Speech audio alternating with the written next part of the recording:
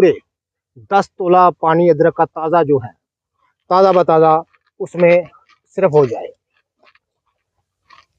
जाए और उसके बाद जब गोली बनाने के काबिल हो तो चने के बराबर ये गोली तैयार कर ले। नाज़रीन, यही वो गोलियां हैं जो नुस्खा मैंने आपकी खिदमत में अर्ज कर दिया है। ख़ास सन्यासी नाराज़ है, जिसको हम लक्कड़ फाड़ के नाम से याद करते हैं। कई बार मैंने इस्माया है, इस कदर औज़ू मर्दाना में शक्ति आती है कि लक्कड़ फाड़ने के मस्ताक है। तंदी खेजी बहुत ज़्यादा आती है, इंतशार बहुत खुल कर आता है, बहुत ज़्यादा इंतशार आता है। शहवत इतनी खुल कर आती है कि औज़ू में इतनी शक्ति आती है कि जी करता है लक्कड़ को फाड़ दे। ये ख़ास लक्कड़ फाड़ नुस्खा मैंने आपकी खिदमत में अर्ज किया है।